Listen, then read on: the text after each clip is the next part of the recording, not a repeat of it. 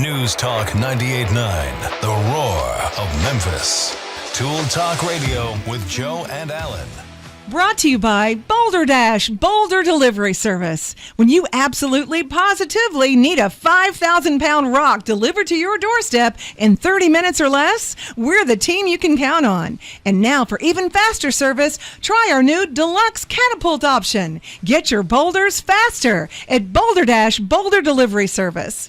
Allan, when you get home today, just look up, buddy. It's coming in. And we'll continue. I got to say, the last time I used that service, man, they landed it right on the X. That's all I got to say. They got good aim. Welcome to Tool Talk Radio, coming to you from the Brown Refrigeration Studios. I'm Joe Thorderson with Thor's Hammer, Carpentry and Wood Turning. And I'm Allan Gilbert with Geekyside TV and darkoakmedia.com. Oh, so we got a new one on there. I guess we'll find out about that later. You can call or text us at the Big M Roofing and Remodeling hotline at 901-683-0989, or go to the Tool Talk Radio Facebook page and give us a like, check things out over there, and join the Tool Talk family. Well, Allan, we've got a lot to get to, but you've advised me I over tease things sometimes, so I'm not going to tell you about our science story that's coming up today. I am not going to tell you about our 30 years of stupid that I encountered this week. I'm not going to tell you about the lumber situation that's percolating out there. We're not even going to discuss the clamp down. That's what is true. That about this clamp? Your clamp story, landscaping. We've got a full show, Allan. We've got more than we're probably going to get to. Which is embarrassment of riches this week. Yeah, and we'd love to hear from you, as we said at the Big M Roofing and Remodeling hotline at 901-683-0989. So it's all coming at you today on Tool Talk Radio. But before we get to any of that, and now Tool Talk Radio's weekly salute. Having a wide variety of choices helps keep life interesting. Go into any grocery store today and you will find a wide variety of food items from around the world. If you ever hope to be a World Series champion, like Chris Bryant was, for example, back before he was unceremoniously traded by the Chicago Cubs, much to the anger of fans like me who have been supporting that team since I was 3 years old, you have to be able to hit a wide variety of pitches. Sorry, I got off on a little tangent there. Did you like a little cheese with that wine? Oh, boy. If you're a Starfleet captain trying to decide what region of space to explore next, you have a wide variety of star systems to choose from. And, of course, on one unfortunate occasion, when Allan Gilbert was attending a symposium hosted by the Society for the Prevention of Reckless Experimental Animal Breeding, where what's the acronym on that? Where he participated in a debate with the preeminent zoologist, Dr. Mary Ann Doolittle, who stated categorically that crossbreeding between reptiles and mammals was an impossibility. However, her argument was devastated moments later when Allan presented video footage straight from his private herpetarium, which featured a wide variety of just such creatures, most notably his Bitus pretentiaris, a crossover between an alligator and a French poodle, his Pestis strangularis, a cross between a squirrel and a boa constrictor, and his Stinkus disappearicus, a cross between a skunk and a four-horned Cameroonian chameleon. Which ultimately led to Allan being unceremoniously ejected from the conference and later being paid a visit by local fish and wildlife code enforcement agents. Some people just don't want to know the truth, Allan. Joe, you're running out of music here. Okay. Yes, there is no doubt that we live in interesting times full of variety. And this especially holds true when it comes to unique flooring options for your home. Today, What a left turn. Wow. Today, we wish to recognize one flooring system in particular that is relatively new to the home improvement world, but which features a wide variety of great styles and can now be installed by an average homeowner possessing basic tools and expertise. My friends, we give you prefinished hardwood flooring. I don't know how we got there, Al, but I'm not sure you weren't lost. Joe, that totally was a slog. Well, Alan, I was really intrigued by your adventure over to the to that seminar. So we'll get into that later. But Alan, we'll discuss the buffet later. But pre-finished hardwood flooring is really cool. And I mean, you go to any of these big box stores, or you go especially to some of these specialty flooring stores. And what's great about it, and Alan, I don't even remember this being around back in the 80s when I started in home improvement. I mean, I know this started in World War II, right? I mean, this is sort of it didn't get mainstream though, really, until about 20 years ago or so. Well, I mean, parquet flooring and all that actually showed up about 1625. I think that's a different matter. I know what you're talking about. That's the little square, like there's very small. Those are little 1 inch by 4 inch type of things. They were wood and finished and all that, and it became like a giant puzzle to put together a floor. Yeah. But it was in the 60s that they said carpet could be part of your mortgage. Oh, wow. So carpeting really became the thing. Everything was until carpeted about in the those 80s. Days. Yeah. Right. Until they realized it's hard to get dog hair out of there. It's a lot of maintenance taking care of a carpet. Well, but people missed it. I mean, there were a lot of misty eyes. I mean, even I remember a Barney Miller episode where he was losing his mind that he had an apartment with, big moan of silence, hardwood flooring in the middle of the great carpet explosion. Yeah, imagine that. Well, let's give credit where credit's due. So this is during World War II. Denham Springs, an LA-based company called Higgins Lumber, they made, basically, Alan, they were making shoes out of oak. Yes. I guess making army boots, I think. Yeah, oak and elm, yeah. Oak and elm. So there was a part of the boots that were, I guess that's probably the bottom, obviously. And they had all of these scraps. And because of government regulations, I guess they were able to get around a certain stipulation that they had to use. They had all these scraps, and they were trying to decide what to do with them. And so they said that if you put a finish on them, you're free from government regulations, and you can sell them and do whatever you want. Well, it wasn't an agricultural product at that time. It was now a manufactured product. Right. So they did that, and so they suddenly found that, hey, if you finish the stuff in advance, and especially if you create these interlocking these little interlocking edges like we have today, the average homeowner, I would say it's nothing you just jump into willy-nilly, but you could honestly replace the hardwood floor at your own home with a little bit of diligence and just get on YouTube probably and check it out. And a big shout out to a big shout out. Memphis was right in the middle of this, Alan. The E.L. Bruce Company here in Memphis was a part of this flooring revolution. So check it out. Go look into if you want to spend an exciting day, go research the history of pre-finished hardwood flooring. So, all right, Alan, let's get to it. I think I'm just looking at our notes here. Why don't we get into our science story first? What the heck? Hydrology and going off the grid. You're listening to Tool Talk Radio here from News Talk 98.9 The Roar, Memphis. We're going to take a quick break, and we'll be right back. Tool Talk Radio with Joe and Allan. I haven't seen you fellas since you destroyed my home, my land, and my rocket. News Talk 98.9 The Roar of Memphis. Yeah, I've been avoiding that jerk. He's a problem, Allan. Well, it's the new year. You can't avoid him now. Okay. And welcome back to Tool Talk Radio, coming to you from the Brown Refrigeration Studios. I'm Joe Thorderson with Thor's Hammer, Carpentry, and Wood Turning, here with my buddy Allan Gilbert from Geeky Side TV and DarkOakMedia.com. More titles Allan's adding to my list here. And our buddy Max behind the glass. You can call or text us at the Big M Roofing and Remodeling Hotline at 901-683-0989. And, of course, go to the Tool Talk Radio Facebook page and give us a like and check out all the action going on over there. Hey, Allan, speaking of internet action, I guess this is a segue. And I know, anybody can listen to us across Spotify, which is a worldwide platform, right? Oh, yes. Just like YouTube. And apparently, Allan, you were contacted from a listener from overseas. Well, he's not overseas, but out of the country. Yeah, well, he's across some water. He's just not across a lot of it. But, actually, I was on a tech call on an unrelated issue. And it was one of those things when you get somebody on the phone, and the young man was very, very helpful, solved a huge problem for me. And then, of course, we're just kind of chatting while some computer things were happening in the background. And all of a sudden he goes, your voice is really familiar. And I was kind of like, well, I do these shows. And all of a sudden he's like, gets all excited, and so I told him I'd give him a shout out. So to Jose Jimenez in the Dominican Republic. Oh, right on. Dude, I was like, all right, we have now made it to the Caribbean. Hey, I am so excited. Jose, you need to go to Facebook, send us some messages, or send us a message. We'll put you on, that's awesome, man. So we have now been invited to come down.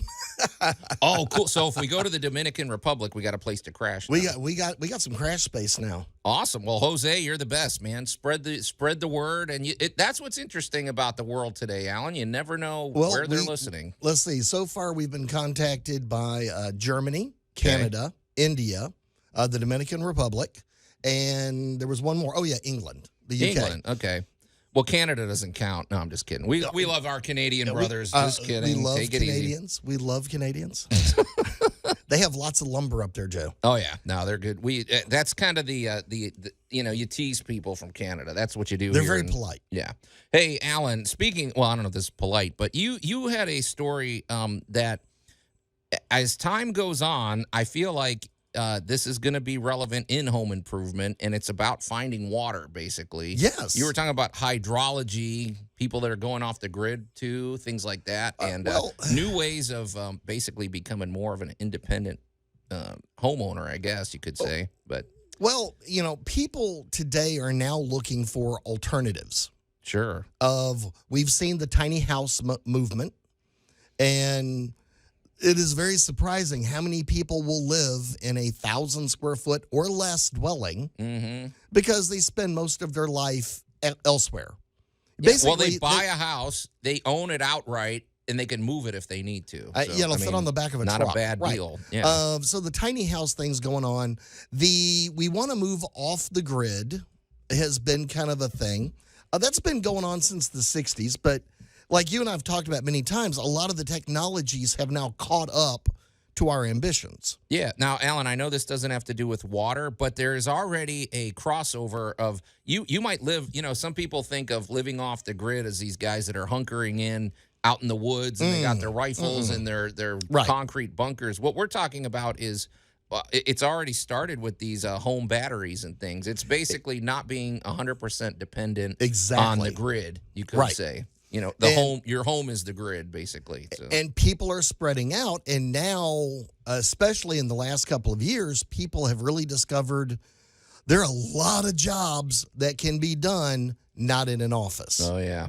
That's the new revolution right there. Well, and that's what brings us to hydrology on this, because of where water is and where water is accessible really changes how and where your lifestyle, and I'm going to lean over and look at Max, not necessarily you and I at our ages, but Max may live 20, 30 miles, quote unquote, outside the city. Sure. But still have a house battery and solar and Wi-Fi and, his lifestyle, depending upon if there's water available, boom. If he's got water, he's going to have the ability to live there. Yeah, because you can generate electricity, you can generate air conditioning. I mean, you can have an air conditioner hooked up to your tiny home. You can have all the amenities, but water, they haven't cracked that one yet. They still that's where we're going with this. Well, right? And we live in the Mid-South, and for those of you listening around the country, the Mid-South has we're blessed. Sure. That is all I can say for Memphis, Tennessee. When it comes to water and water quality, we have amazing water. I have lived in a lot of places around this country that water is an effort. Oh, yeah. There's a lot of filtration. There's a lot of cleaning. There's different sources that people draw their water from. But with hydrology, this kind of opens up interesting avenues because people don't really realize how much water is underground. Well, that's what's interesting to me to think about. I mean, there's underground rivers and canals and things like that, and maybe even underground lakes and things like that. Whole caverns and everything. Sure. One of the most fascinating things to do, and I say this because we're going to have a freeze this weekend. Yeah, I'm in shorts and a T-shirt right now, Alan. They said tomorrow I'll be wearing a winter coat. Right? Yes, you will. If you ever drive between like Nashville and Chattanooga, you're going to drive through a lot of mountain pass cuts. AKA, the road is going to be down here. You're going to have a rock wall going up one side. What is so amazing after a good freeze is the number of giant, man-killing icicles hanging off the side of these cuts. And that's where the water is actually seeping through the rock. Okay, funny you say that, Allan, because I drove to Georgia and I've drove to Knoxville recently, and because the Memphis area is a little bit more flat. We don't have so many of those cutaways, but everybody's seen that. You're driving down the road or driving down the freeway generally, and there's basically they cut into the side of a big hill or a mountain, and you see all the layers of rock. And when I was driving, I saw it was sunny out. And yet I saw water flooding through there, like a little waterfall coming out of those rocks. So those little layers of, there's little plates, and you're saying it's full of water. They separate. Now, when you get further south from us, you get down to Florida, hydrology gets even scarier because are you sitting on top of a sinkhole? Oh, right. Oh, we haven't talked about sinkholes in a while. And, that's right. Even though we're in the Mid-South, we're not actually immune from those. A sinkhole is when you have a water-filled void below you and you don't know it, especially if you have a lot of limestone. And the scary part is as the water tables raise and lower, it may be weakening the very rock that your house is built above. Sure. And periodically we get to see the news where some car lot disappears down into a sinkhole or somebody's backyard opens up. The other thing we have to worry about, especially in this part of the country, is with really super heavy rains, the size of the water flow. Yeah. Because that water's got to go somewhere. And we kind of have this giant thing called the Mississippi River. We get a lot of rain in Memphis, it doesn't bother the river. Right. If we get a lot of rain up in the Ohio Valley, that's when the Mississippi River starts to rise for us. Yeah, we've seen it. Well, Allan, what's the latest in hydrology? I feel like we've set the table pretty well. The table is set in the fact that now that we have all of these amazing ground-penetrating radars, we have the great geology technology now, and I'm also going to throw in LiDAR scans. And tell us what LiDAR is. I think I know, but is it a lie detector? Nice try, though. No, it isn't Jim Halpert. I think it's something else. Okay, yeah. Well, in a way, it could be, because what LiDAR does is it uses a grid search pattern with a laser from like an airplane. And what you do is you fly a grid pattern, and it allows you to electronically scrape away all of the vegetation, the trees, all the organics, and lets you see the actual surface of the ground that you're dealing with. Right. This exposes old stream beds, river beds, of where possible construction took place in the past. So these give you huge hints as to, was there a lake here 100 years ago? Is there water? Is there a water problem that could be coming up? So in the past, we've always had kind of this, bulldoze it, we'll be good. Yeah. Now, now the survey capabilities are much more advanced, and for future planning, like a neighborhood going into a new area, they will actually have a much better idea of the hydrology and the geology of the area. So could your subdivision have its own water supply? Well, it's fun. Yeah, because, Allan, this is where I think maybe we need to do a special report on this. The detection technology is really, I think that's what's going to come in the back door and blindside us. And all of a sudden we're going to go, wait a minute, that's where the revolution's going to come from. Because if suddenly you have an app on your phone and you can point it at the ground and go, well, here's, and show you basically an x-ray of what's going on in your yard or whatever. Once it becomes widespread where you can easily detect where things are, or detect where, I hate to say it, gold deposits are, or detect where resources are, that's going to change everything. Like you said, instead of just digging and hoping for the best, suddenly you can make informed decisions. And that's cool. That's we'll look forward to talking about eDNA and a few other ways of finding things coming up soon. Okay, cool. Yeah, that sounds cool, man. That's going to be that's an interesting discussion coming at you. You're listening to Tool Talk Radio, coming to you from News Talk 98.9, The Roar of Memphis. We're going to take a quick break, wrap up our science discussion, and let's change gears and go to our 30 years of stupid. Mm-hmm.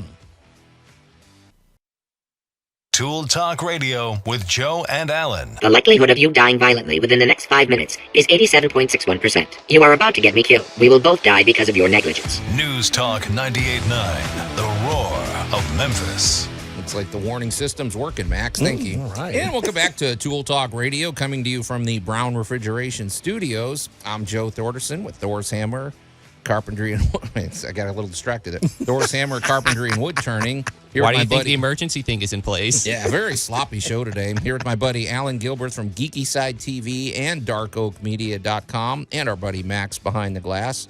You can call or text us at the Big M Roofing and Remodeling Hotline at 901-683-0989. And, of course, we invite you to go to the Tool Talk Radio Facebook page and give us a like. The must-have item of the week has already been posted, Allan. They if they can't, Jose, if you're out there from the Dominican Republic and you can't wait for spoilers, just go check it out. You know, you can see what the must-have item of the week is now and spread the word. You know, just ruin it for everybody. So spoiler alert. And of course, a big shout out, like we say, because Jose from the Dominican Republic apparently is listening weekly and is a fan, and we're starting to make inroads down south, you could say. Yeah, that's real down south. Pretty cool. Hey, Allan, we've been having a really interesting science discussion about Science! Hold on, Max. We're gonna get to that momentarily, but before we get to that, you know who else loves science, Allan? You know who loves the latest in technology for making your home a comfortable place to be? I do indeed. Brown Refrigeration. Larry Brown, he runs quite an operation over there. They have a great culture at Brown Refrigeration. I have to believe it comes from the husband and wife duo of Mr. and Mrs. Brown. You know, the technicians are top notch. They are amazing guys. It's a well-run operation, and they're always up on the latest technology for heating and air conditioning, and of course the clean air systems with the Remy Halo system for adding cleaning particulates to the air. Indeed. And of course, they want your home to stay safe, and they want they're all about having an app for that. So they have the smart home technology as well. So and you know what I like about them, Allan, too? It's like when you call them, you just feel like you're talking to somebody that is competent, and you feel like they're listening to you. You know what I mean? Yes. I don't always get that experience when you go to a business. It's very true. They talk at you, or they don't. I don't know. They're engaged with you. They're ready to take care of the business. Right. Yeah, they're ready to do it. And I got to shout out again those Remy Halo systems, especially with today's news. With all the stuff going on. The thought of having sanitized, clean, safe air is just such an amazing idea. Yeah, well, one thing we always preach here on Tool Talk Radio, Allan, is okay. We're told, and of course we're encouraged from the time we're young. The food you put into your body is important. Mm-hmm. You have to exercise. You have to, everything you put into your body. You got to drink clean water. Well, you have to put clean air into your into your lungs too. So when you can clean the air in your home, especially here in the South with all the pollen and everything, boy, that makes a big difference. If you're breathing that in on a daily basis, you're breathing in healthy air. So get in touch with the good people at Brown Refrigeration at 901-362-1881, or you can go to their website, brownref.com. Well, Allan, before the break, this is interesting, and I had a sense where you were going with this story, because it sounds like if you're just tuning in, Allan has been telling us about all the new technology we have and that's being developed to discover where water is basically underground. Yes. Among other things. I mean, we're discovering where all sorts of stuff is underground. It's kind of it's the secret desire of every treasure hunter. Sure. I guess it takes the fun out of it a little bit, but it's like at some point we're going to have an app on our phone where you can point it at your yard, and it's going to show you like an X-ray of what's underneath there. They already have that with your walls. You can point it at your walls. You can see where the studs and the water lines are. So, but here's what I was off the air, Allan. You and I were discussing a new option with this. Okay, Allan, let's suppose I live in a neighborhood and it's discovered with this new technology that we have a nice supply. We have an underwater lake or we have an underwater river there running Okay. right through our neighborhood that is being untapped. Nobody's using it. Well, Right. I'm thinking, here in the Mid-South, we have that wonderful aquifer for our drinking water. But the aquifer water is also being used for landscaping. It's being used to hose off garbage trucks. It's being used for a lot of stuff you don't necessarily need the pristine water for. Right. What if let's suppose my neighborhood has this underground lake or something. What if they developed a way to tap into that and that water is used for like landscaping and an irrigation system for our yards or something like that, and saving the pristine water for drinking and for other. In other words, you could prioritize the water and stuff, right? Well, What do you think, man? I don't think we've come to that point, but in many parts of the world, Joe, you're on the money. Okay. Because the really deep well that brings up the good potable water, the good drinking water is precious. Absolutely. We all need it. Yeah. Being here in the South and just having had an excess amount of rain this week, it sounds funny for me to say water is short in supply, but water is precious. No water, no lifestyle. Yeah. Really. Being from out west, the drier it gets, the more precious water becomes to you. Sure. And you're right on the money, Joe. I mean, this might be part of community design going forward in the fact that you would have a drinking water, interior water supply, and your exterior water supply. Right. So that if your community had a lot of parks or something like that, well, you don't want to use drinking chlorinated water to water the plants. They don't want the chlorine. Well, it's funny you said, because Allan, I think you said this off the air too. Wouldn't the like your grass and wouldn't your shrubs, wouldn't they prefer that deeper water with like the minerals and all the stuff in it, right? They greatly prefer lake water There to you go. the clean, sanitized, antiseptic water we want to drink and cook with. Yeah.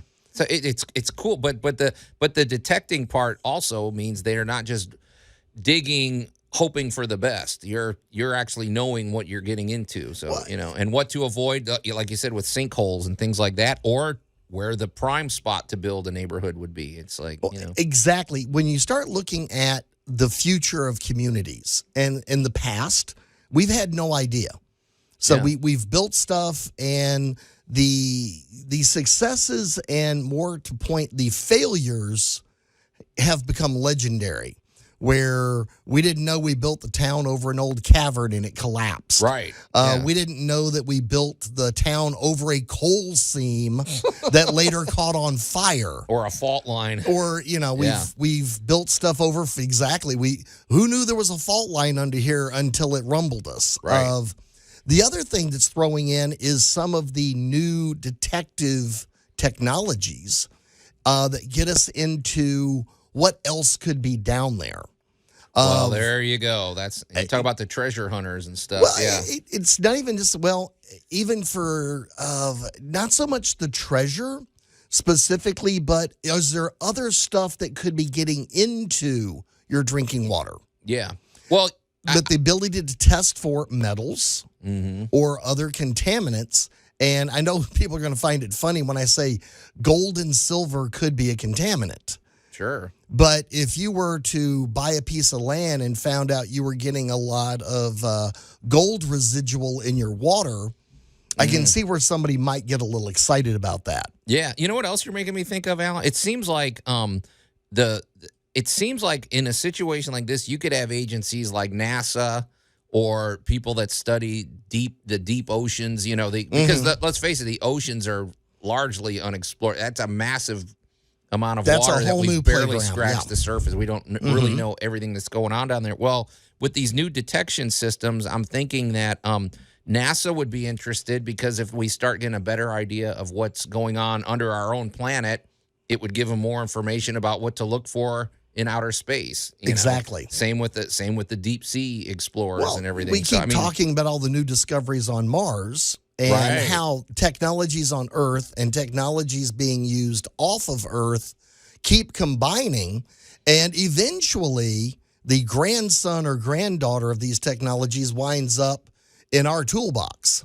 Oh, yeah. Yeah. The basic thing's going to be, because it'll wind up at our big box store. Like I said, there'll be an app for it on your phone. Well, think about, anything that tests for an electrical current. Sure. We didn't have this technology X number of years ago, but we got it now. So we can walk in and walk up to any socket in the house and have a little wand that'll tell us whether or not that socket's live. Yeah. Alan, That's a huge thing. Star Trek really is on the way because what you're describing also, at some point, it's going to come down to I can point my tricorder at you and tell you what diseases you have or what your heart, blood pressure is or things like that. And just, so being able to detect things is going to. Somebody was marketing an app for that, as a matter of fact, to test your own heart health. Yeah, I mean, if we do this right, people, we can make it. We're on the threshold of interesting things, Alan. We just gotta quit arguing about stupid things and focus on all these. Get exciting on with adventures. the cool stuff. Absolutely. Well, I want a rocket car. Yeah, we're gonna get on with the cool stuff. I can't promise you a rocket car, Alan, but what we will. And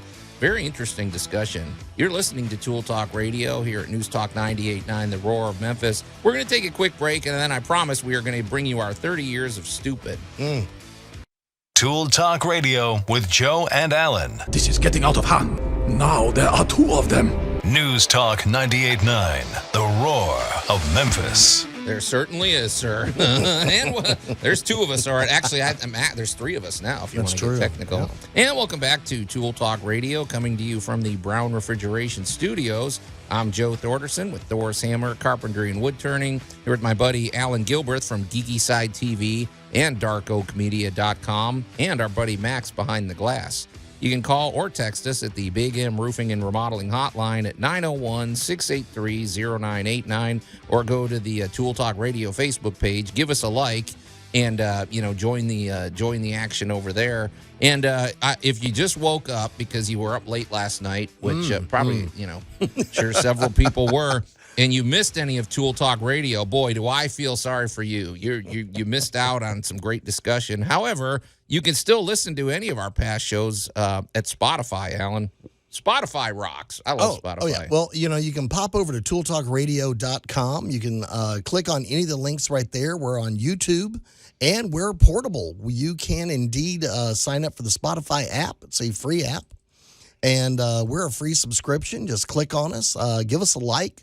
Hit us with a few stars if you're feeling generous. Yeah, actually, that is good. Yeah, give us a good review and 5 stars. The algorithms will thank. Yeah, well, we'll thank you. The algorithms will thank you. Yeah, absolutely. But boy, Allan, I was really enjoying our discussion earlier about hydrology, and mostly, I think it was not so much about hydrology as it was about the new detection systems that are being developed that are really going to change kind of the way communities are laid out, the way we live, the way we discover things. It's pretty interesting. Well, it's kind of like fighting a river. It's always easier to go with the current than against it. Yeah. So for that alone, that discussion alone was worth the price of admission. So go check it out on Spotify and share it with your sciencey friends. So, oh yes. Hey, Allan, we're gonna get to my 30 years of stupid story, which I encountered actually just yesterday. It's that fresh.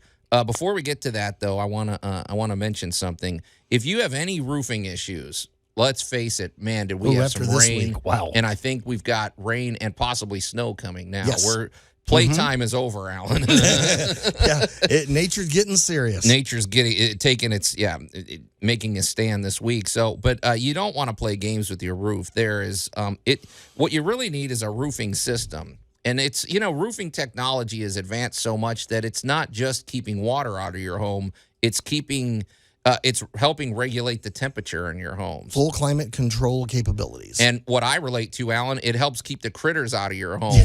For those of you that have listened to us for any number of years, you know that a few years ago, I had an ongoing battle with squirrels. You did. Well, these new roofing systems have all sorts of great flashing and things around the borders of your roof edges that the squirrels don't stand a chance. It's great, so it keeps them out. It's going to take concerted effort. Yeah, yeah. They haven't breached yet, Allan. So I'm looking good. But call the good people at Big M Roofing and Remodeling, and by the good people, call Jay Hill directly. Yeah, he's a riot. He's the owner. He's the guy you want to talk to. He's funny. I mean, and he'll get you taken care of. The great thing about Jay as well, for one thing, Allan, they're accredited with the Better Business Bureau. They are a GAF master, GAF installer, master elite. They're accredited with the Good Housekeeping. They're very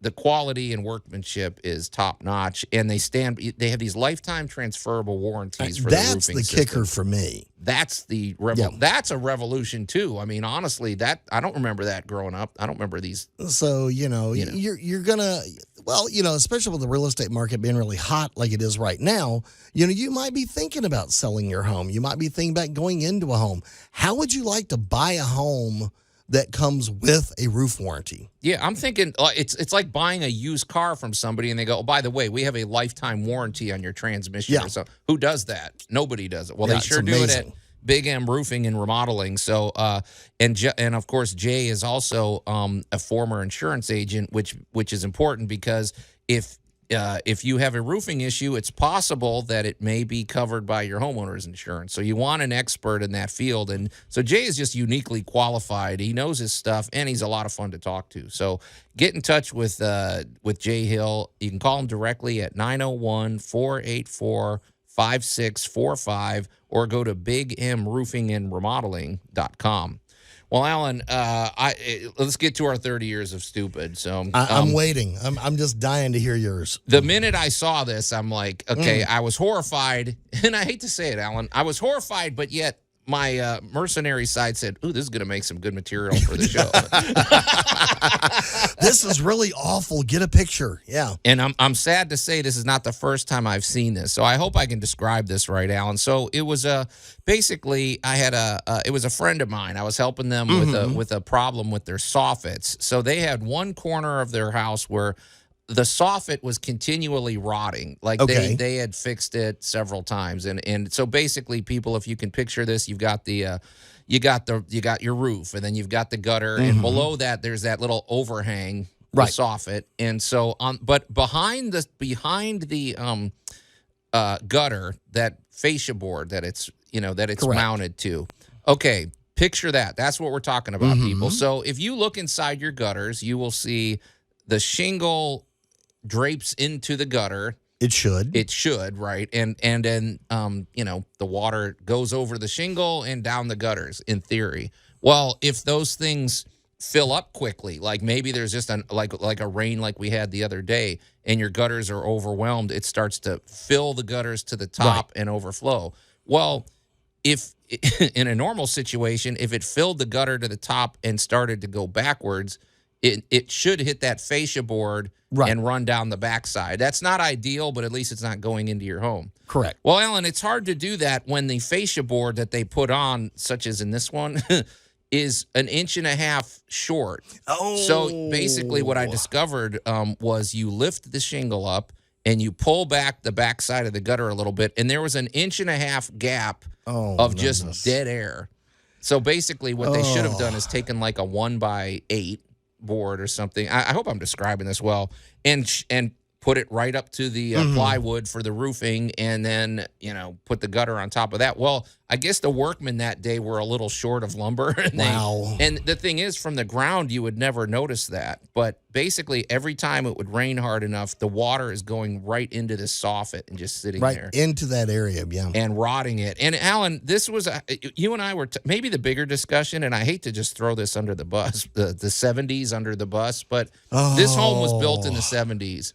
And I see more problems with 70s homes than any other era. What was the problem with the 70s? Because that's what I'm really blaming here. I mean, we had pressboard siding. We had, just stuff.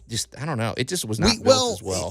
As we stepped out of the 60s and moved into the 70s, we had our first, I would have to say, materials revolution.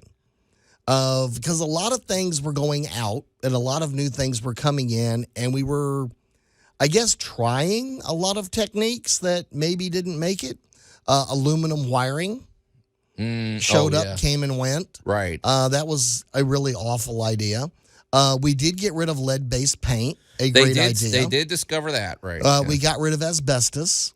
Again, another idea, but it was better to not use it anymore than to continue using it. of asbestos. Once again, I'm going to throw in there, guys, so long as it's stable and it's not being aerosoled or something like that, it's stable. Leave it alone. Right. Don't go sanding And it. certainly don't go play with it yourself. Right. Of lead-based paint, again, this is why we have respirators and wonderful things to keep your lungs protected, because you don't want to be breathing that stuff if you're trying to remove it. Okay, but welcome to the 70s. Yeah. So we had this going on. Now, also in 66, we had the big thing about carpet could become part of your mortgage. What do you mean by that? Like the carpet is considered carpeting part of the could be home. rolled in. Okay, gotcha. So everybody was putting in carpeting. Yeah. So we were losing the hardwood floors. So if you were going to put in a finished, nice hardwood floors take effort and some expertise. Right. Yeah. Carpet, anybody can screw down some plywood and slap carpet over it. Yeah. Carpet hid a lot of sins. Yeah. So we also had a lot of air tank technologies come along in the 60s going into the 70s. So suddenly we had popcorn ceilings.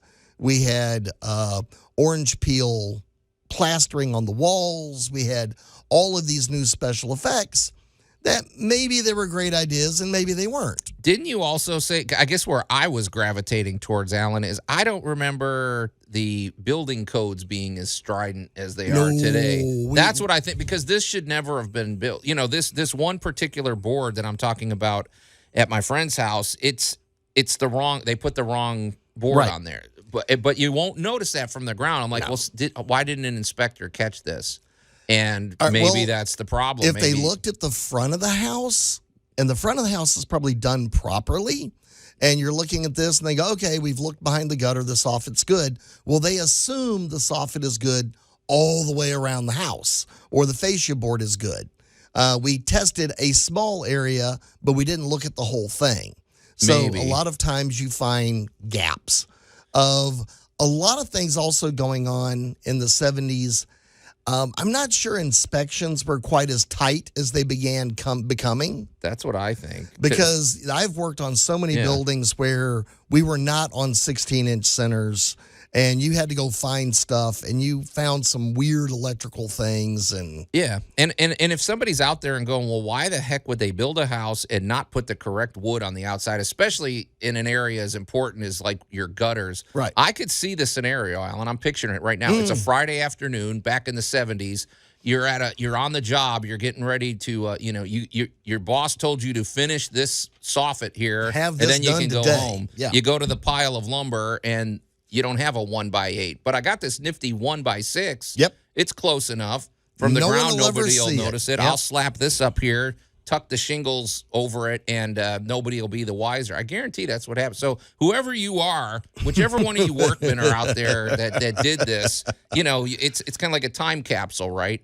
It's a negative time capsule to, some poor craftsman in the future is going to have to fix your lousy workmanship. But I'm sounding pretty angry today. You're starting to sound like me working on some of these buildings. But I mean, think of it too, Allan. What if it's one thing? Okay, so this was water going backwards into a soffit, rotting it. Well, if it goes another foot, now it's going into their living room. It's going down the wall. Yes. Yeah, so it could cause some serious problems. So don't be a take some pride in your work and do a future repairman a favor, basically. So. Well, basically, 30 Years of Stupid is a cautionary tale telling you don't trust anything when you get into there.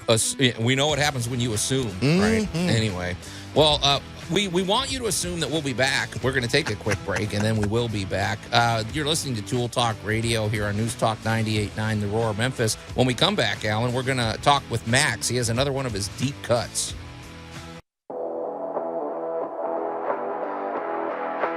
News Talk 98.9 The Roar of Memphis. Tool Talk Radio with Joe and Allan. And welcome to Hour 2 of Tool Talk Radio, coming to you from the Brown Refrigeration Studios. Happy 2022, everyone. We forgot to wish everybody a Happy New Year. Well, now that we're awake enough. Yeah, now that we've had some caffeine. I'm Joe Thorderson with Thor's Hammer, Carpentry, and Wood Turning, here with my buddy Allan Gilbert from Geeky Side TV and DarkOakMedia.com, and our buddy Max behind the glass.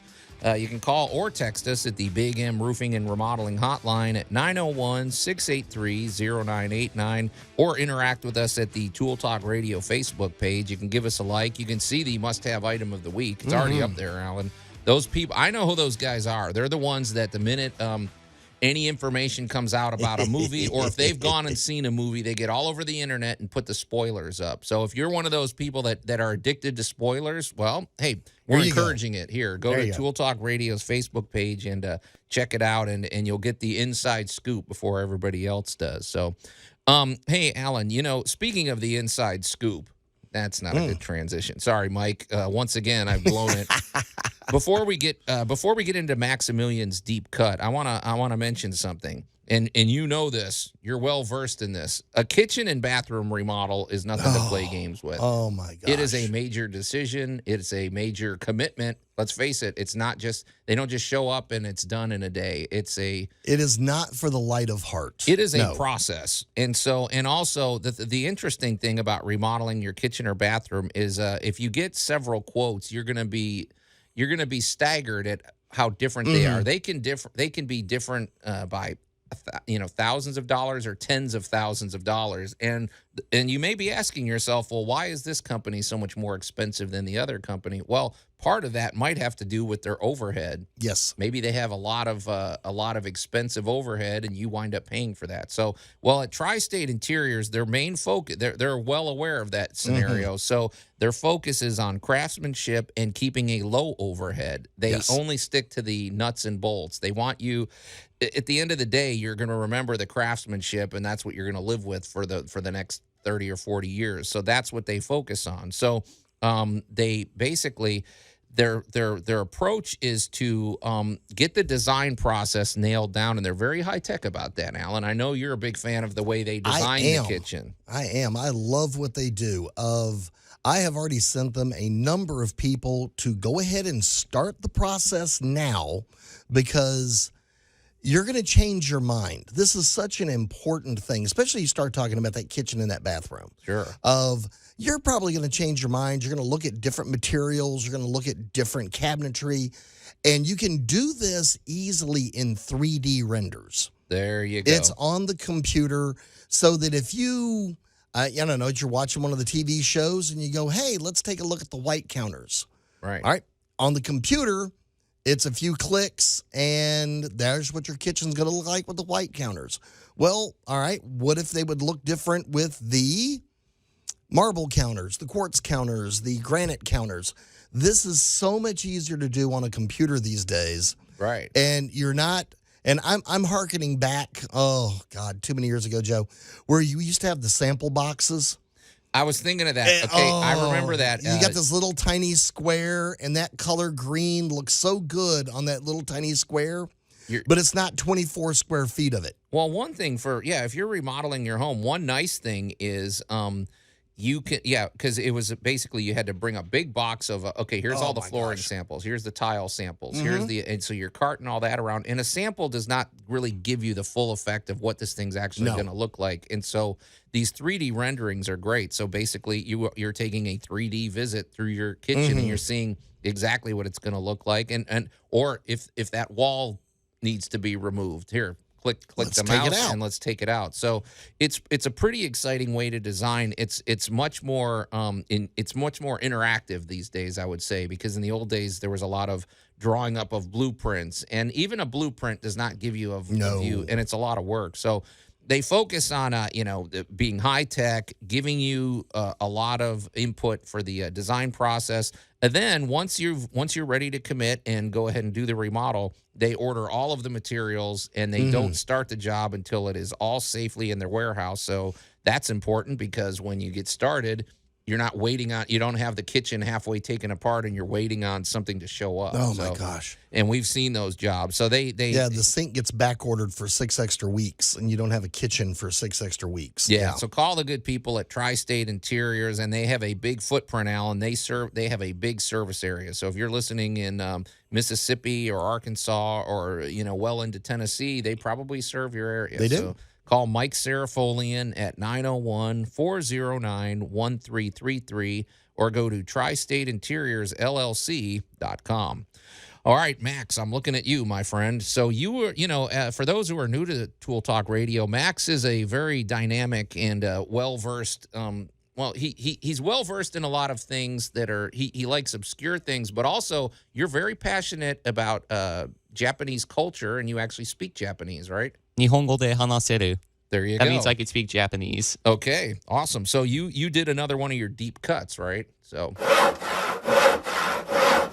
It's a new year, Joe, and I'm trigger happy with this. With the hotkeys. yeah, today. he's liking the hotkeys. So He's awake this morning. It's kind of scary. So before we go to break, let's set up. What are we talking about, Max? Because this sounded like an interesting subject. Well, we're going to be talking about I'm going to be teasing by proposing a question. How do you move a 320-year-old house across the ocean? Oh, wow. And spoiler alert, it's going to be talking about Japan stuff. It's like, ooh, ask me. Exactly. Well, and I was talking to Max about this, and what that, the thing is, people do move homes. So I feel like Yes, this is we do. going to overlap because there's people, you may be living in a home that was moved from one place to another. Or you're thinking about moving your home. Or you're thinking about moving it. And let's face it, too, with home design, people may show up. In fact, in Japan, they're very modular. They may show up with a part of your home already built, and they arrive at the job site. So it's not quite the same as it used to be. That moving homes is a thing now, and we're going to talk about that. It's a big business. And Max apparently has a very specific story. A 300-year-old home, moving it overseas. That sounds like a fun challenge. So. Oh, yeah. And it's a work in progress that's going to be hopefully come to fruition fall 2022. Oh, really? So it's happening soon. Yeah. So it's been delayed because, the Rona and everything. What are you going to do? Everything gets delayed. So, okay. Well, that's it. So we've set the table. So we're going to come back with this interesting proposition on Max's Deep Cut. You're listening to Tool Talk Radio here on News Talk 98.9, The Roar of Memphis. We're going to take a quick break, and we'll be right back. Tool Talk Radio with Joe and Allan. The baler can flatten a car engine. It can cut off your arm and crush your entire body without skipping a beat. How many people a year do you think get their arms cut off in a baler? Baylor, I hardly know her. News Talk 98.9, The Roar of Memphis. You know it's a party, Allan, when you're flattening car engines in the baler. That is some fun, folks. Yeah. I plead the fifth. Yeah, absolutely. I'm looking at you. And welcome back to Tool Talk Radio, coming to you from the Brown Refrigeration Studios. I'm Joe Thorderson with Thor's Hammer, Carpentry, and Wood Turning, here with my buddy Allan Gilbert from Geeky Side TV and darkoakmedia.com, and our buddy Max behind the glass. You can call or text us at the Big M Roofing and Remodeling Hotline at 901-683-0989, and go to the Tool Talk Radio Facebook page and give us a like, and interact with us that way. You can, if you send us questions via the Facebook page, we'll answer in real time. I got my phone sitting right here, Allan. I'll get the alert. If you want to make fun of us live on the air, go for it. So, Max, in a minute we're going to get back to your deep cut, but first, Allan. Okay, so we've got Geeky Side TV. I know what that's all about, and I know what darkoakmedia.com is, but I feel like our listeners, you're throwing something new at us. So tell us what is going on with these platforms. Well, over at darkoakmedia.com, you'll get to see our latest show. It came from the international market. Yeah, you're really plugging that one these days. So, well, yep. I have I'm famous for my somewhat of interest in food. Yeah, no kidding. So the premise of this is of some lucky volunteers. Read into that whatever you want. They get free food and drink. Right. Okay. Except it's whatever the evil producer chooses to purchase for them at the international market. It's a sense of being a volunteer in the same sense that the monster was a volunteer for Dr. Frankenstein. Exactly. Right? That same concept of volunteerism. This show is, ladies and gentlemen, start your new year off with a giggle. Okay. Go to darkoakmedia.com, look up It Came from the International Market. You will start laughing. Yeah. Okay. All right. So that's it. So it's just another extension of your bizarre, my bizarre material. culinary efforts of the Food Dude segment on Thursday mornings is growing huge. So you can also go to Dark Oak Media and hook up with the Cooking Today show. and you can see some of the recipes and things that we have presented here live on the air. Oh, yeah. Yeah, Ditch and Jeff Brightwell are really loving these Thursday, the Food Dude segments on the Yeah, they get fed every Thursday morning, man. Right. They get free food. Yeah, not a bad policy. So, all right. And so how do they find Geeky Side TV? All right, Geeky Side TV, of course, the big thing going on right now is Story Time with Scott J. Carroll and On the Scene with Kate Mobley. Both of those are exciting. You can go to geekysidetv.com, or you can tune any Roku-capable television to the stations, and you get a free subscription to Geeky Side TV, and you can watch all of the programming there for free. Okay, awesome. So, all right. Well, we'll be following your career with great interest, sir. So, Max, cue the sound effect. There we go. You know what that is. Another one of your Max's deep cuts. So, Max, go ahead. We've already set the table, kind of. You're basically going to tell us about a story of a 300-year-old home being moved from Japan to, well, I can say, California, right? Yes, more specifically to the Huntington Library in California.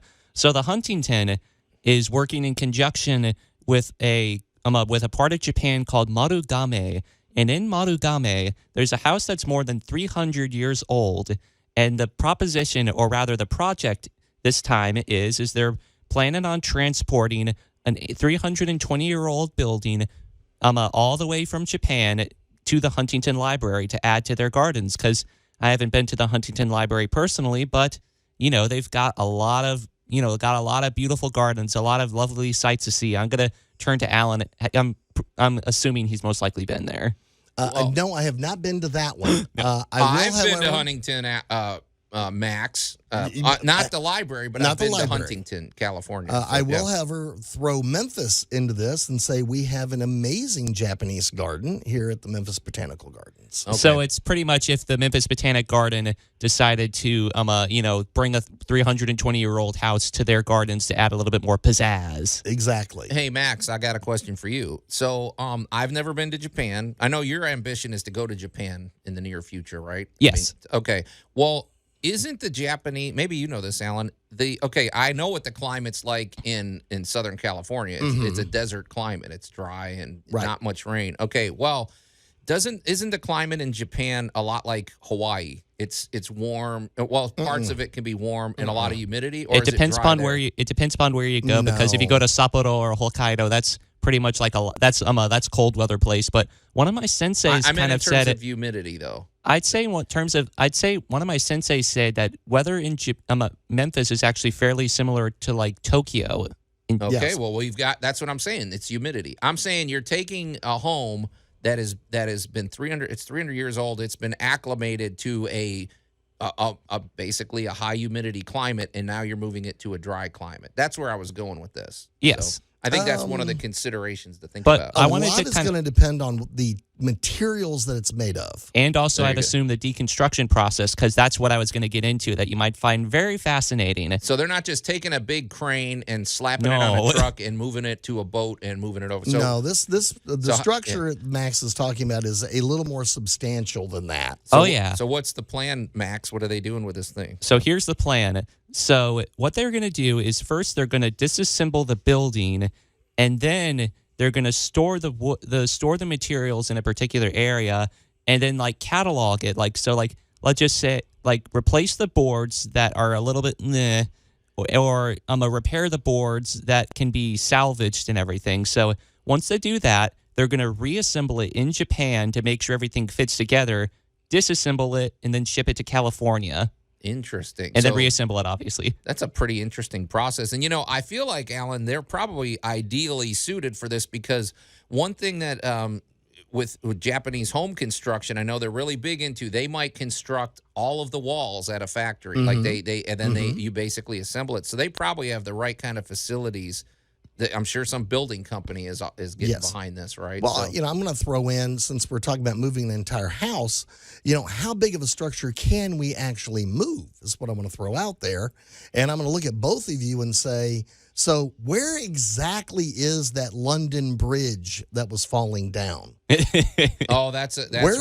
Where is it? Yeah, that's a little. It's a little nursery rhyme. London Bridge is falling down, which also has a lot to do with Lady Godiva, but that's a different story. Well, I already know the Where answer is that bridge? because you told me. I'm going to look at Max and go, where is that bridge? You tell me.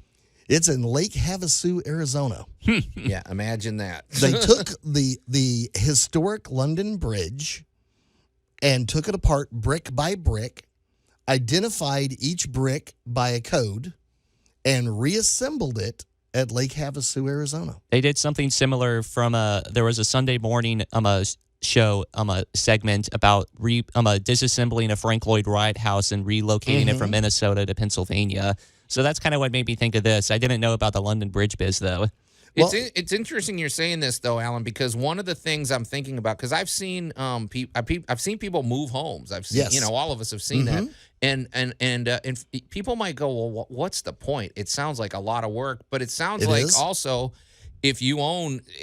Max, I don't know what the story behind this 300-year-old house is in Japan, but obviously there's some history. Obviously, it's an important historical artifact, so they want to maintain that. Well, if you have a Frank Lloyd Wright house, or maybe you have a house that your grandfather built, you don't want to just bulldoze it. You want to move it with you. So there may be a lot of sentimental reasons or historic reasons for saving this stuff. So it is a business. People do this stuff. So in fact, we could even talk about I even did some interesting research about how house moving works and everything. Minus the disassembling and reassembling method, there's actually a company out there called Wolf. I can't remember the rest of the name, but there's that company, but then they were talking about the steps of actually relocating the building without any disassembly. I figure I'd offer that nice little teaser before we go to break. Okay. So, but how far into this process are they with this Japanese home? I think maybe they've already disassembled it, but again, with the Rona, the stuff is kind of slowed down. So, like I said before, they are trying to get it done by fall 2022. So I'd say maybe they're in the phase where it's the disassembling and they're trying to replace the boards, but I don't have a concrete answer to that. Huh. Because I guess what I'm thinking about, Alan, is if you're going to buy, I look at this the same way as if you were buying let's suppose you were buying a car that was in an accident and it's been rebuilt or something. Because I'm thinking maybe if you're moving a home, it's going to cause some stress on it, regardless of how careful you are. So, I mean, I'm thinking of structural stuff. What if you're moving a home from Montana to Pennsylvania or so, and you're going through you're exposing all of these interior things like interior hardwood floors to the elements and stuff like that. I don't know. Well, a lot of structures are actually suitable to being moved, and a lot of structures are not. I think that's what you have to understand first. I was involved years ago in moving basically a 3-story house between two cities in western Tennessee. And the biggest thing was that the foundation of the house was off the ground. Okay. It was not, it was, this was a pre-1900 house. Yeah. Okay. And basically what we ended up doing. They had a crawl space, you mean? Yes, had a crawl space. Okay. So we were able to get underneath there and actually build a grid that we lifted. And we moved and did all of the work on that metal and wood grid and not the house. I'm picturing a waiter carrying a huge order to your table and it's swaying and everything. It's like, oh boy, I hope they make it okay. Yeah, that was a lot of it. It sounds risky. I don't know. But. It is, but it is amazingly satisfying to get it there and set that baby down and have it look just right. And your home is going to definitely have a unique story behind it. Well, we're gonna come back and wrap that discussion up. It sounds very interesting. Moving homes. What sort of dynamics are at play? You're listening to Tool Talk Radio, coming to you from News Talk 98.9, The Roar of Memphis. We're going to take a quick break, and we'll be right back.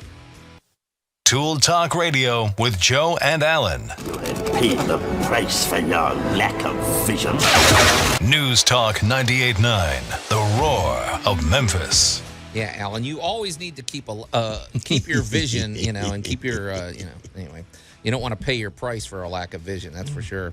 And welcome back to Tool Talk Radio, coming to you from the Brown Refrigeration Studios. I'm Joe Thorderson with Thor's Hammer, Carpentry, and Wood Turning, here with my buddy Allan Gilbert from Geeky Side TV and DarkOakMedia.com, and our pal Max behind the glass. You can call or text us at the Big M Roofing and Remodeling Hotline at 901-683-0989. And, of course, we invite you to go to the Tool Talk Radio Facebook page. Give us a like. Check out all the action over there. If you've got any home improvement adventures, send us pictures. Send us if you send us questions there, we'll answer in real time too. So, and of course, if you miss any of Tool Talk Radio, go to the Spotify, among other platforms. But that's a good one. Go to Spotify. You can check out all of our past shows and give us a 5-star review. And even if you got to make things up, say nice things about the show. Yes, please. Hey, Max, before the break, we've been talking about this interesting story you brought to us, one of your deep cuts.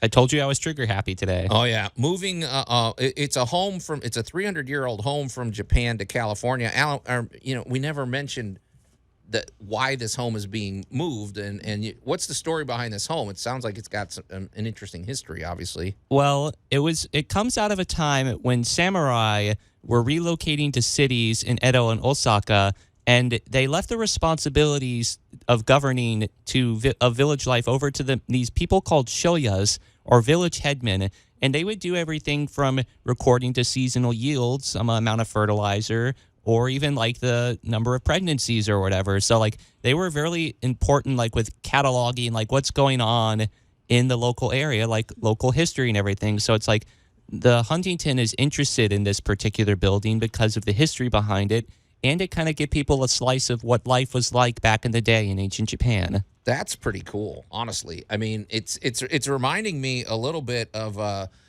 the World's Fair of 1890. Was it 1892 or 1893, the one in Chicago, because they recreated all these villages from in different places from around the world. However, they built them there on the spot. This is an original, an original dwelling. That's pretty interesting. So, yeah, I guess moving a home, though, man, it's a thing. I never think about it. I'd be leery myself of living in a home that was moved. I guess mostly I'd want to make sure some things were done, Allan. Like, for example, what is the primary mode? Because you've moved homes, right? Well, all right, let's just say everything new is old and everything old is new. Okay. The ability to move a home is not a new idea, especially in Japan. They used a lot of lightweight construction because there were forest fires, there were floods, there were natural catastrophes, and the ability to literally break down the city and just move out of the way was a part of the history and culture there. It's like MASH, like whenever they had to disassemble like with the medical stuff and everything. Oh, there you go. So, so this is not a shockingly new idea now. When we get into our modern era and we get into poured foundations, stuff doesn't move anymore. We can't just pick up and go. But in many of the places where basically if you have a house with a crawl space, you have an elevated house. Yeah. Your floor and everything is being supported on a grid. Then you have a subfloor on top of that, and then you have a floor, and now you're inside the building. But there is a certain amount of airspace underneath there where your home is supported on cinder blocks.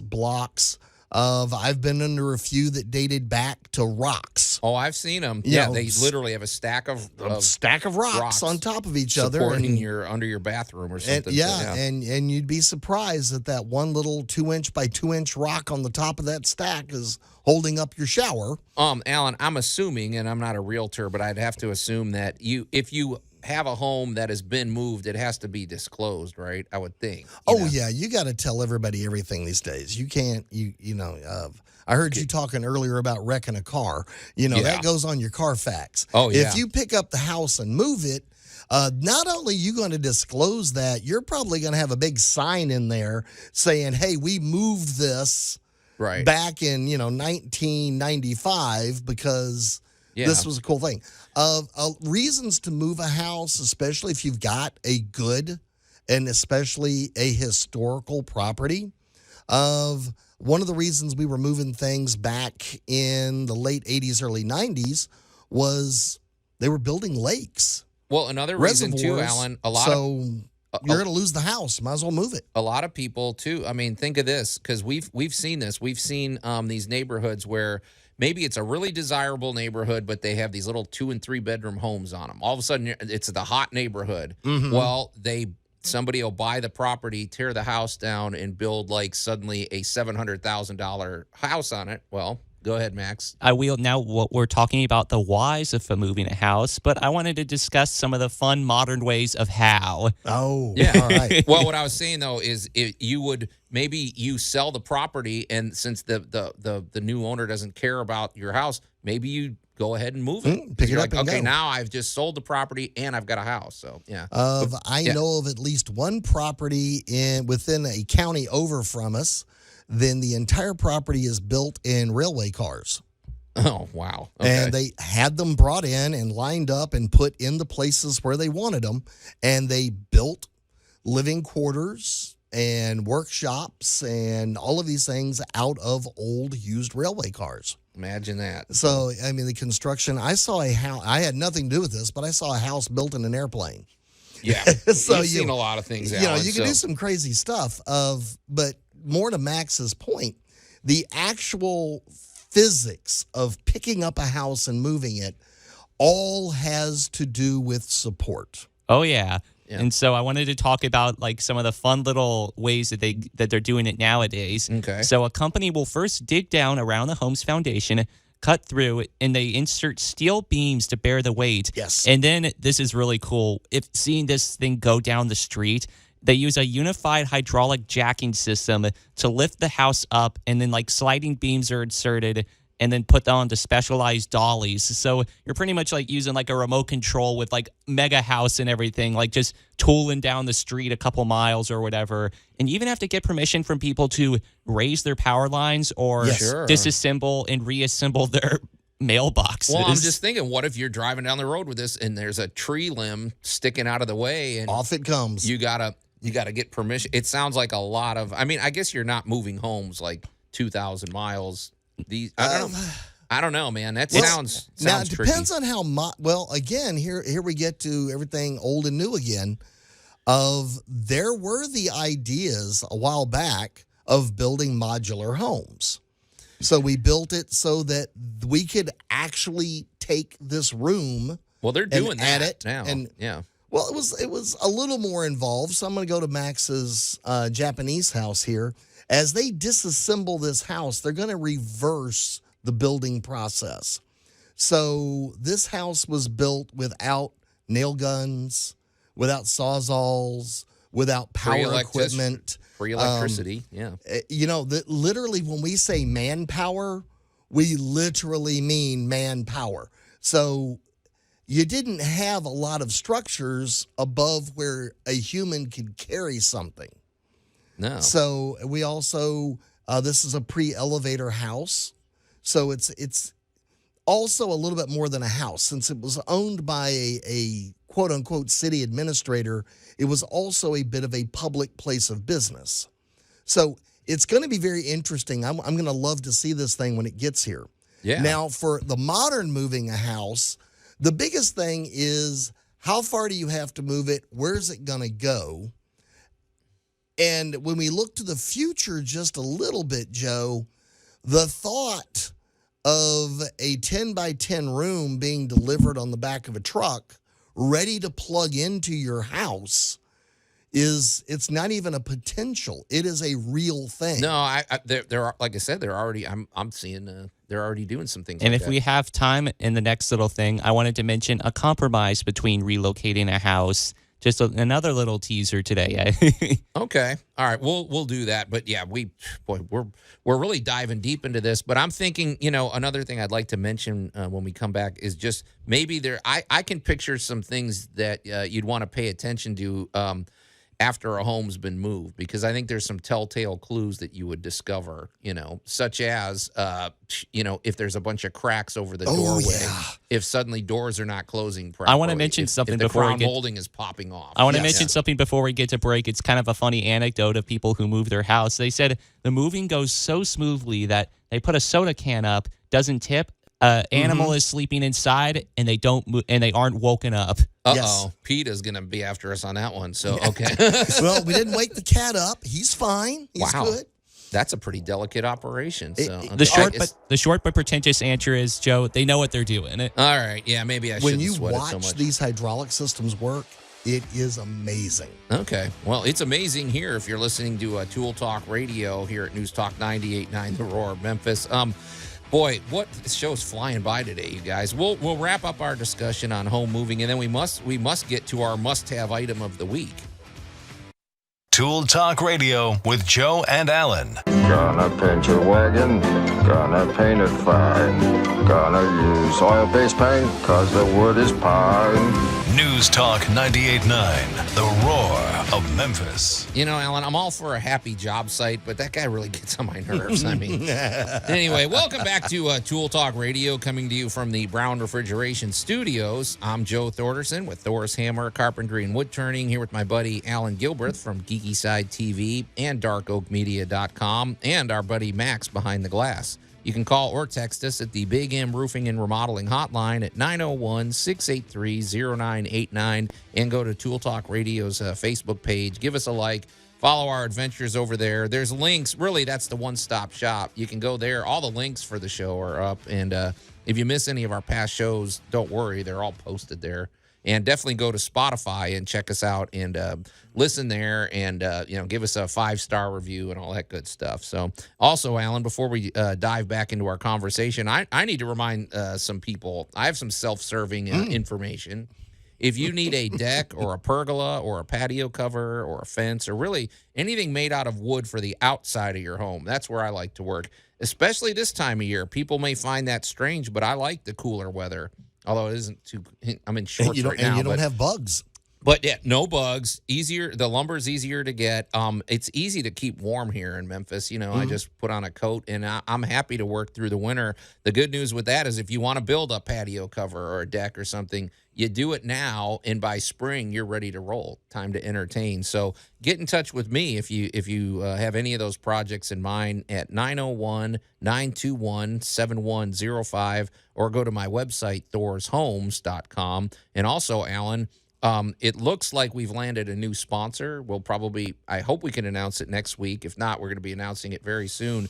If you're in the trades, if you're somebody that's got a contracting business, if you're somebody that has any kind of business related to home improvement or even a restaurant, Allan, because we all eat, get in touch with me at 901-921-7105. And you may want to join the Tool Talk Radio family. We would love to have experts in plumbing or electricity or lighting especially. We'd love to get some more of those experts as team members for Tool Talk Radio, and it's a great way to get exposure for your business. Our sponsors are busy, Allan. So yeah, we keep folks hopping. Anyway, Allan, real quick, I want to get to our must-have item of the week before we wrap up our discussion about home moving homes. So tell people what I'm holding up right now. He is holding up a bottle of extreme glue, better known as your super glues. This is the liquid form of super glue. They have liquid and gel forms. Yes. I don't know why, but I guess most of the applications, I kind of prefer the liquid form.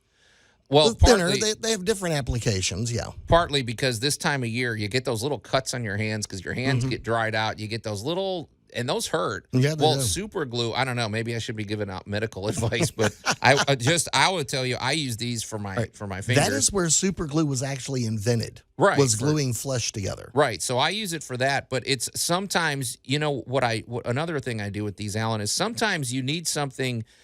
I don't necessarily use super glue to glue two boards together. However, I may need to just keep a board in position long enough to get some other things going on. So I may put some super glue in a strategic area just to keep it in place. It dries instantly, and then you can, do the other work you need to do. Get the other things done you need to get done. But it's really handy. I wouldn't try that test they did in the 70s where the guy glues his helmet to a I-beam and they move him up over a skyscraper or whatever they were doing.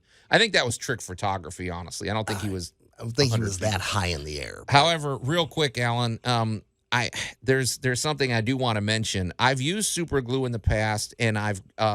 maybe you get a little bit of extra. So you wipe the tip off with a paper towel. Well, if you set that paper towel aside, I've seen it where it starts smoking and it gets really hot.